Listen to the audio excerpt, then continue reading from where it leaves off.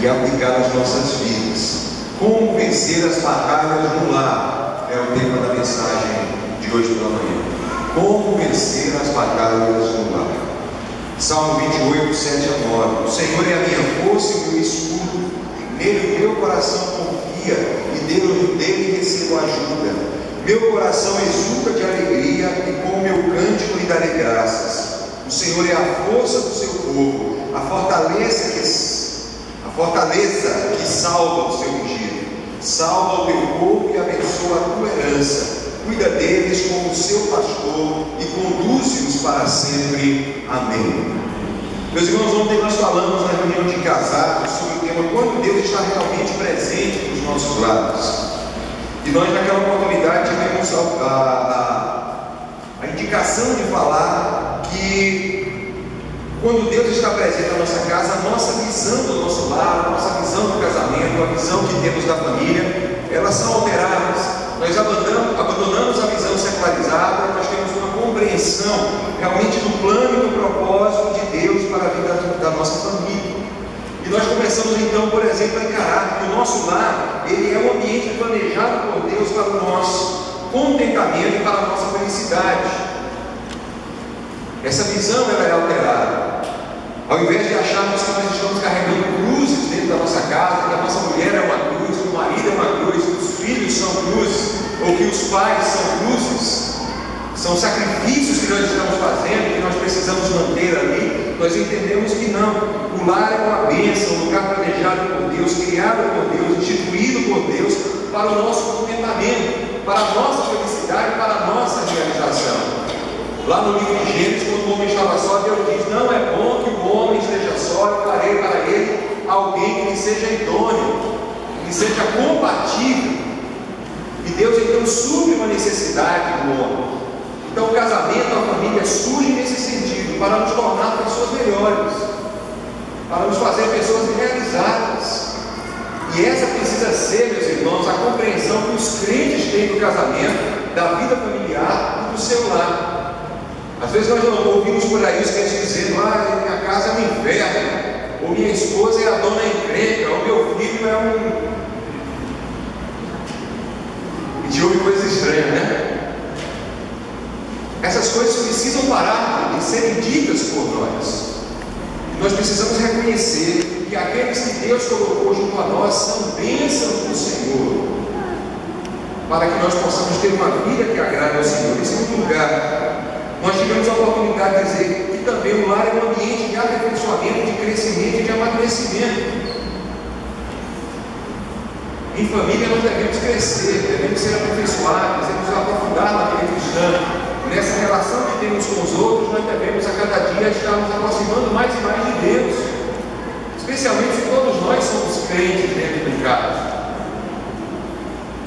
Mas eu tenho percebido que muitas vezes o lar ou ele adoece ou ele cura. Há lares que estão adoecendo as pessoas, mas graças a Deus que há lares que curam, promovem a cura. Há lares, meus irmãos, que geram crescimento na vida das pessoas e lares que geram estagnação, porque a opressão dentro do lar é tamanha que as pessoas ficam estagnadas, sem crescer. Nós tivemos a oportunidade de dizer ontem que o lar cristão deve ser um lugar de crescimento. Devemos estar sendo inspirados, motivados, incitados ao crescimento contínuo em todos os aspectos da nossa vida. Em terceiro lugar, nós tivemos a oportunidade de dizer ontem que o lar é um campo de batalha. É verdade, muitas batalhas são travadas dentro das nossas casas, dentro dos nossos quartos. Mas ao contrário do que tem sido pregado nos dias de hoje, uma visão derrotista a respeito da família e do lar, o lar é um lugar sim de vitória, porque nós estamos em Cristo. E a Bíblia diz, meus irmãos, que quando nós estamos em Cristo, Cristo está em nós somos mais do que vencedores. Então as batalhas que porventura estejam acontecendo na sua vida familiar não são para a sua derrota, não são para a sua prostração, não são para que você seja envergonhado e humilhado. É para que você se supere, para que a sua família se supere. E a graça de Deus seja revelada através do seu lar a todas as pessoas com as quais vocês convivem. Ontem nós falamos sobre isso. Hoje eu queria pensar com você, como é que nós vencemos essas batalhas que estão dentro dos nossos lares, irmãos. E nós sabemos que há batalhas tremendas nos nossos lares, não é verdade? E às vezes nós não temos conhecimento daquilo que está acontecendo nos lares dos nossos irmãos. Batalhas tremendas, lutas espirituais tremendas acontecendo. O inimigo se levantando, tentando destruir, tentando desfazer casamento, tentando lançar os filhos no inferno, tentando destruir a harmonia conjugal. E às vezes nós não sabemos o que está acontecendo na vida dos nossos irmãos.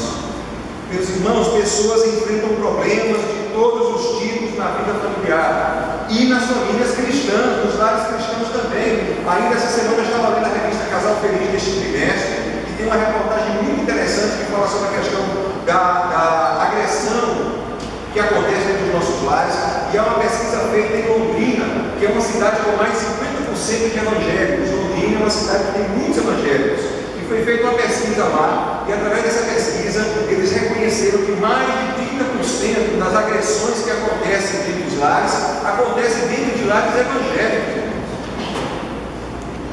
Dos casos que chegam na delegacia e vão para a polícia, fora os que nós não sabemos, os que não são oficiais.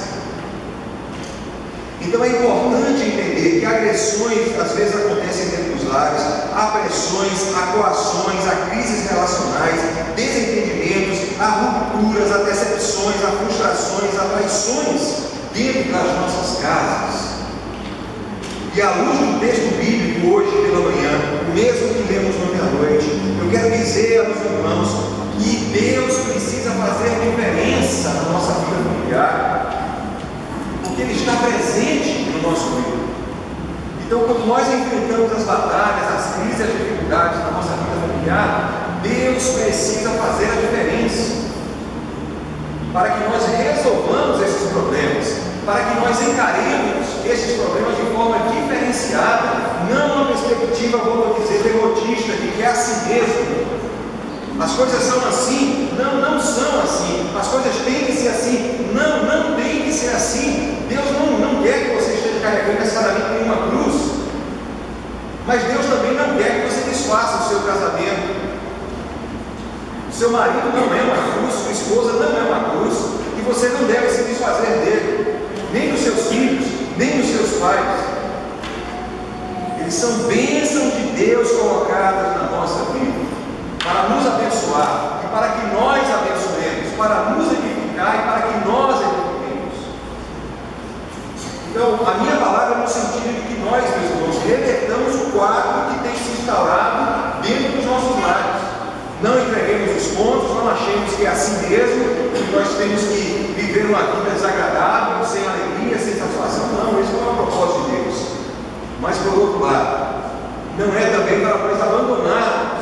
Eu vou pular fora desse barco que não tem mais jeito. Não, é para você investir na mudança do seu lar, é para você trabalhar, orar a Deus e pedir a Deus ajuda para que você possa reverter o quadro que tem se instaurado dentro da sua família, porque a sua família, meus irmãos, foi colocada neste mundo como a família de Abraão para ser uma bênção. Sua família tem sido uma bênção? Se não tem sido, precisa ser, deve ser. E você precisa da ajuda de Deus para que seja, mas você precisa cumprir o seu papel. Meus irmãos, Deus faz diferença na nossa vida familiar. A resposta para vencermos as crises, as batalhas dentro do nosso lar, elas estão em Deus, na nossa confiança em Deus, em dependermos dEle, em sabermos que Ele age, em sabermos que Ele tem poder para reverter os quadros. Mesmo aquele quadro que você acha que não tem mais jeito, Deus tem poder para reverter qualquer coisa que aparentemente seja impossível de ser mudado. Ele pode mudar. Você precisa crer nisso. Você precisa ser um homem de fé, uma mulher de fé. Quando passamos por problemas, precisamos contar com Deus, pois Ele pode fazer toda a diferença. Ele pode nos ajudar a vencer as batalhas em nossos lares. Então eu preciso confiar em Deus. E o texto nos diz, o texto que nós lemos, que Deus é a força que nos fortalece e nos torna resistentes.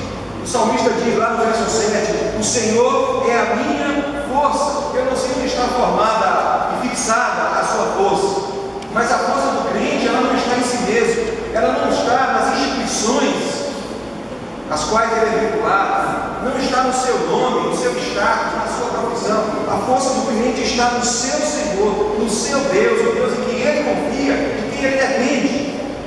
Deus, meus irmãos, é aquele que renova as nossas forças.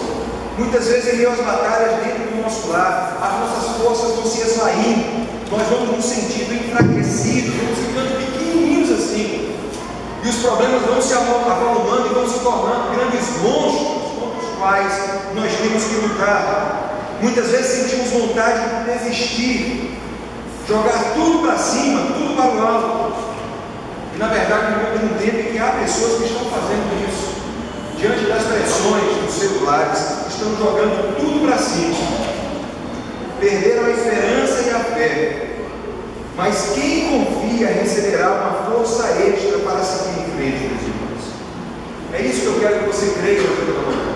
Se você confiar em Deus e depender de Deus, Deus vai sempre renovar a sua força para que você possa enfrentar as adversidades que tem advindo sobre a sua vida familiar. Deus, portanto, é aquele que renova as nossas forças, nos torna pessoas mais resistentes aos embates da vida. Quando a gente acha que não vai dar mais conta, Deus faz a diferença, porque nele nós encontramos forças para lutar, para dar mais um passo, para tomar uma decisão difícil, para tolerar a dor e o sofrimento que vem sobre nós por causa dos nossos problemas familiares, para resistirmos o mal e o erro dentro das nossas casas, não tolerarmos isso, embora aceitarmos as pessoas e amarmos as pessoas, para perseverarmos, meus irmãos, fazendo o que é certo diante de Deus. Então, se confiamos em Deus, nós encontramos força em Deus para perseverarmos nas nossas lutas, para resistirmos, porque Deus nos fortalece. Ele é o Senhor é a nossa força. Em segundo lugar, o salmista diz que se confiamos em Deus, Deus é o escudo que nos protege e nos livra do mal. Diz no verso 7, o Senhor é o meu escudo. O escudo existe para nós nos protegermos, irmãos. Às vezes utilizamos de tantos recursos para nos protegermos, nossa sabedoria pessoal, nossa inteligência pessoal, determinados artifícios que nós utilizamos para nos protegermos, mas quem nos defende e nos protege de verdade é o nosso Deus. Você precisa crer nisso, que Deus é aquele que se levanta para lhe proteger, para proteger a sua casa da presença do mal, para lhe proteger de coisas inimagináveis que podem acontecer a uma família. Em meio às batalhas, precisamos nos defender. Por quê? Porque muitas vezes em meio às batalhas somos agredidos, às vezes fisicamente, às vezes moralmente, às vezes psicologicamente, às vezes espiritualmente. Sofremos ataques, agressões físicas, psicológicas e espirituais. A cada dia nós observamos que aumenta a violência nos lares, como disse há pouco, inclusive nos lares evangélicos, conforme pesquisa na cidade de Londrina, no Paraná. Essas situações, meus irmãos, fazem com que percamos o controle da condução, muitas vezes, do lar, das nossas vidas, daquilo que acreditamos ser o certo. E nós nos tornamos pessoas vulneráveis.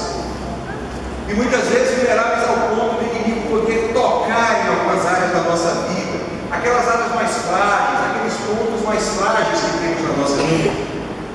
Ponto fraco. Mas é preciso que você creia que Deus pode lhe defender. Deus pode lhe defender, meus irmãos, porque a Bíblia diz que o anjo do Senhor acampa-se ao redor do que os teme e os livra. Deus pode lhe defender, porque o Salmo 121 diz que Deus é aquele que nos guarda a nossa entrada e a nossa saída, ou a nossa saída, diz o texto, e a nossa entrada. Essa é a ordem do texto. Deus pode nos guardar e nos defender, meus irmãos, porque Deus é aquele que nos livra do mal, segundo o Salmo 91. Deus está constantemente na nossa vida, E Ele é o guarda de Israel. Ele é o nosso guarda, o nosso protetor. Deus, portanto, é o nosso escudo que protege. Aquele que muitas vezes se levanta para guerrear as nossas guerras, as nossas lutas, batalhar em nosso lugar.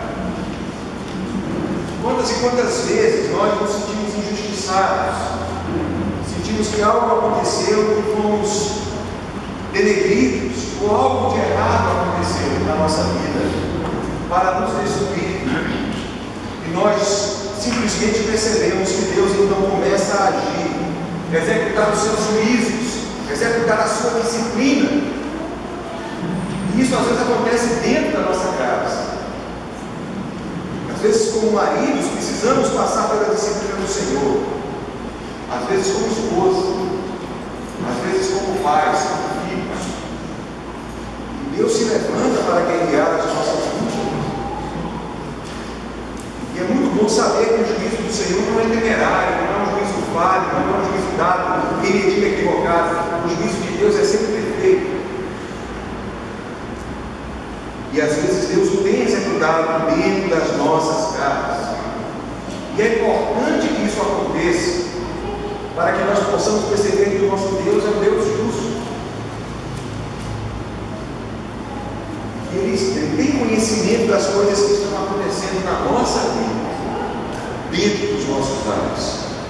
Eu preciso crer que nunca estou só e que tenho a proteção contínua de Deus, que é Ele que se levanta para me defender, para me guardar do mal. Em terceiro lugar, eu preciso confiar que Deus é a fortaleza que nos guarda e nos salva do perigo. Diz o verso 8: o Senhor é a força do seu povo, a fortaleza que salva o seu ungido.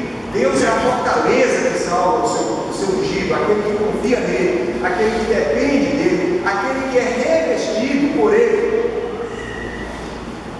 Um dos meus hinos prediletos é Castelo Forte. Eu já falei isso aqui em outra oportunidade.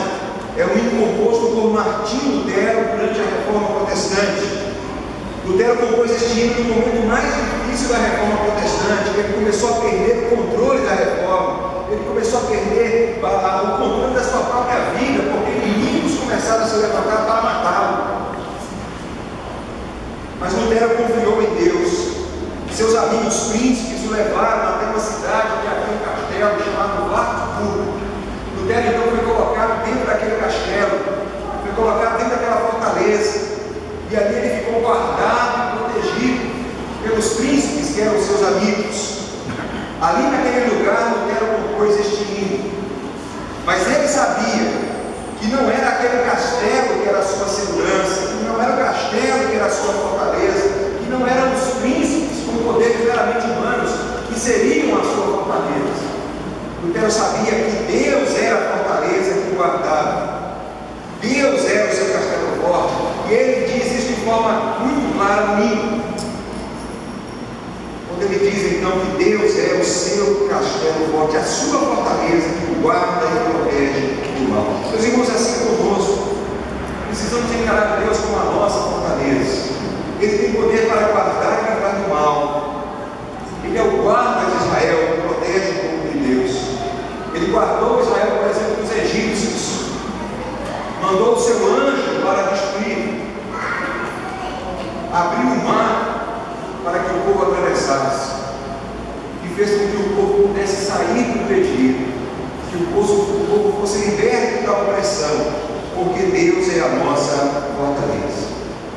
Se trouxermos isso para a experiência pessoal, nós sabemos também que foi Deus quem guardou Davi. Quantos inimigos tinha Davi durante o seu reinado?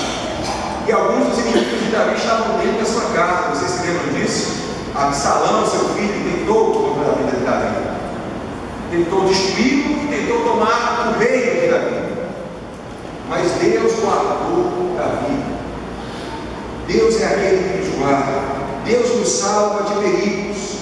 Aqueles que nós sabemos, aqueles que conhecemos, aqueles que estamos prevendo que acontecerão e aqueles que nós nem temos conhecimento.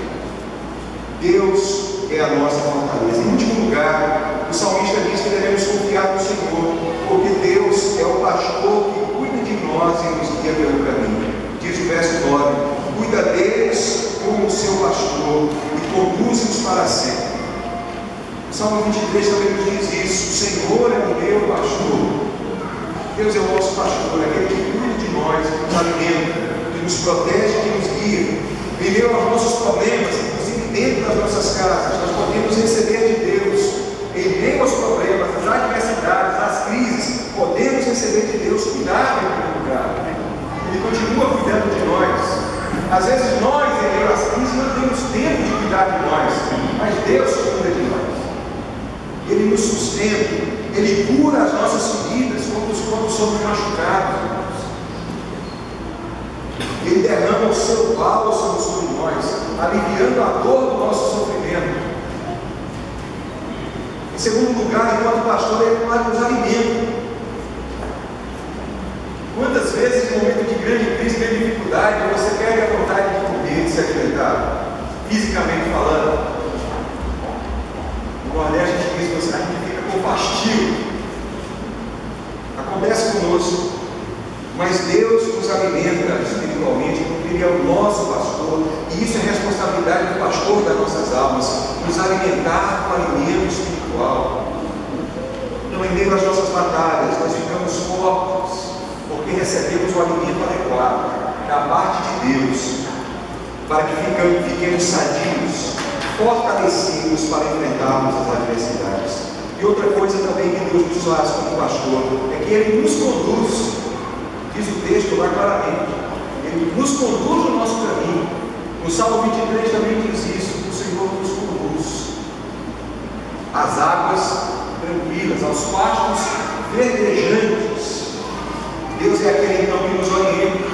Quando nós começamos a perder os referenciais, porque a crise é grande, o problema é tremendo, nós não sabemos o que fazer, Deus começa a falar ao nosso coração, começa a nos mostrar aquilo que devemos fazer, como devemos agir. Deus vai nos dando discernimento, Deus vai nos dando sabedoria para nos guiar e nos fazer atingir aquilo que Ele deseja para nós. Meus irmãos, quando Deus está presente no nosso lar, essa presença faz toda a diferença. É isso que o texto que nós lemos nos diz. Porque Deus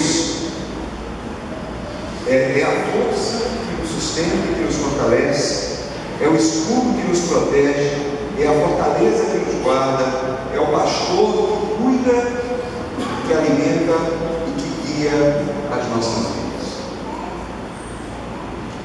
Por isso que eu acredito que o lar cristão não é lugar de infelicidade, de tristeza, mas é lugar de contentamento e de realização, porque Deus faz diferença dentro dos nossos lares. O lar cristão não é lugar de destruição, das pessoas viverem doentes. O lar cristão é lugar de cura, porque o bálsamo de Deus é derramado ali todos os dias. O lar cristão é lugar de crescimento, desenvolvimento pessoal. É bem verdade que é muitas vezes um campo de batalha, nós não podemos fugir disso, porque isso faz parte da vida, mas nós precisamos estar preparados para lutar as nossas batalhas e para vencer as nossas guerras em nome do Senhor, porque Deus é o nosso general, é aquele que vai à nossa frente, guerreando conosco para nos dar a vitória, meus irmãos. Que nós possamos crer nisso, que em Cristo somos mais do que vencedores. Se alguém tem dito a você, pula fora desse barco, ou é assim mesmo, é a sua cruz, ou meu irmão, é a cruz que você tem que carregar, repreenda este pensamento, não aceite isso sobre a sua vida, não é assim. Se há dificuldades e lutas, pare para pensar por que das dificuldades e lutas. Elas são consequências do próprio processo da vida, ou será que essas lutas, crises e batalhas não estão sendo produzidas por nós mesmos, por causa do nosso pecado, das escolhas erradas que nós fazemos? Meus irmãos, é momento de consertarmos as nossas lutas, os nossos erros, de plantarmos as sementes adequadas dentro dos nossos lares, para que nós possamos ter uma vida satisfatória e que agrada ao nosso Deus. Eu quero nessa manhã convocar você a não desistir. Não desista da sua família, não desista Invista nas pessoas que você mais ama. Invista ao contrário nelas. Gaste tempo. Ore por elas. Suplique a Deus a sua intervenção. Mas dê liberdade a Deus para agir e quebrantar os corações dentro da sua casa. A questão é que muitas vezes nós oramos e pedimos a Deus, mas tentamos fazer as coisas do nosso jeito, do nosso modo. Se oramos, se cremos que Deus pode agir, precisamos confiar que Ele tem a forma correta para agir. E precisamos estar atentos para entender o que Ele requer de nós, como atitudes que possam reverter o quadro que tem se estabelecido dentro das nossas casas. E volto a dizer, meus irmãos, há muitas situações difíceis acontecendo no nosso meio. Há muitos problemas que nós achamos que só acontecem lá fora no mundo e que estão acontecendo dentro dos nossos lares. Mas nós precisamos reverter essa situação. Amém? Amém. Vamos curvar as nossas mãos? Vamos orar pela nossa família, pela nossa vida. Se você entrou hoje aqui no santuário pronto para colocar a mão para cima, você possa dizer: Senhor, renova as minhas forças. Se você entrou aqui machucado, frustrado com a sua vida familiar, diga ao Senhor: me dá esperança, renova no meu coração esse sentimento de que a família é uma bênção do Senhor.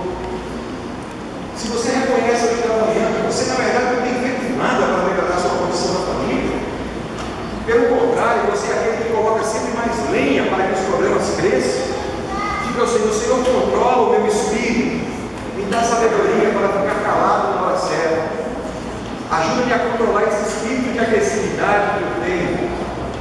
Senhor, controla a minha vida, para que eu seja uma bênção na vida da minha família.